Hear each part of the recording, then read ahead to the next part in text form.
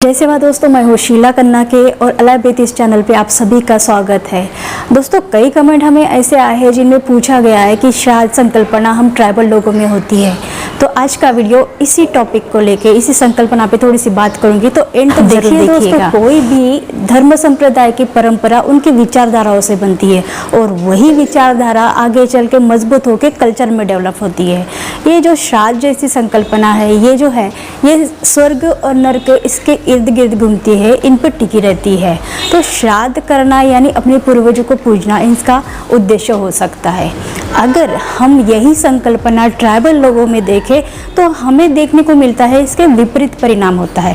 जैसे कि श्राद्ध जो है वो ट्राइबल लोगों में कहीं नज़र ही नहीं आता है, क्योंकि ट्राइबल लोग स्वर्ग और नर्क इससे कोसों दूर है। देखिए, ट्राइबल लोग जो है वो मानते हैं कि निसर्ग का नियम क्या है, अगर मनुष्य जन्म लेता है तो उसका मृत्यु भी अटल है और ये परम सत्य है, ये निसर्ग का नियम है। अगर जन्म लेता है तो शरीर जो बनता है वो पंच तत्व से बनता है। किससे बनता है? यर तोड़ी अद्दी वड़ी पोकड़ी, इस पंच तत्व से बनता है और विलीन भी इसी पंच तत्व में होता है।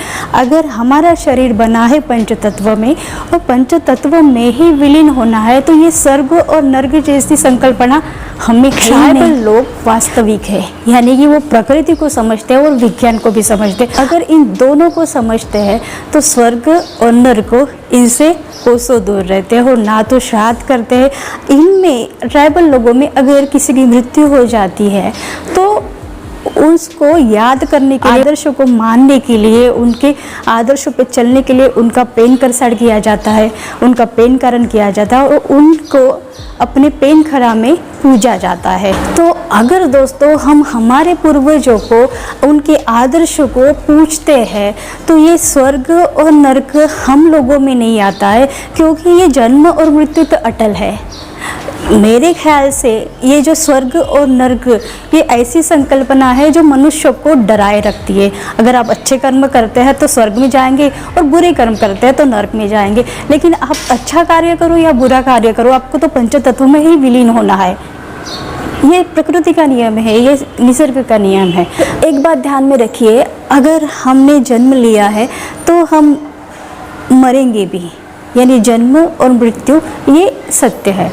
तो अगर जन्म लेते हैं तो हमको विलीन होना है, ये सत्य ट्राइबल लोग मानते हैं।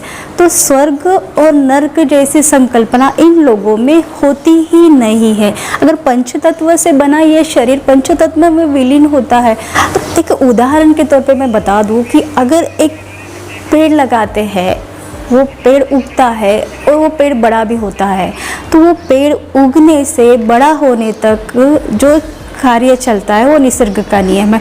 और वो निसर्ग का नियम ऐसा भी है कि वो पेड़ को एक ना एक दिन ख़त्म भी होना है।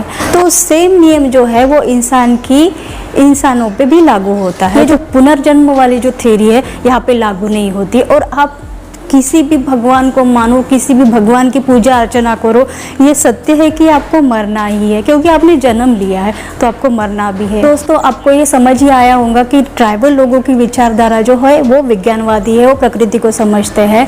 तो ये जो संकल्पना है, श्राद्ध जैसी संकल्पना हम लोगों में होती नहीं है।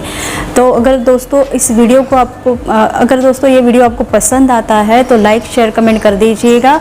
मिलते हैं अगले वीडियो अगले टॉपिक के साथ। तब तक के लिए जय सेवा, जय जोहार, जय आदिवासी, जय गोंडवाना, जय भीम।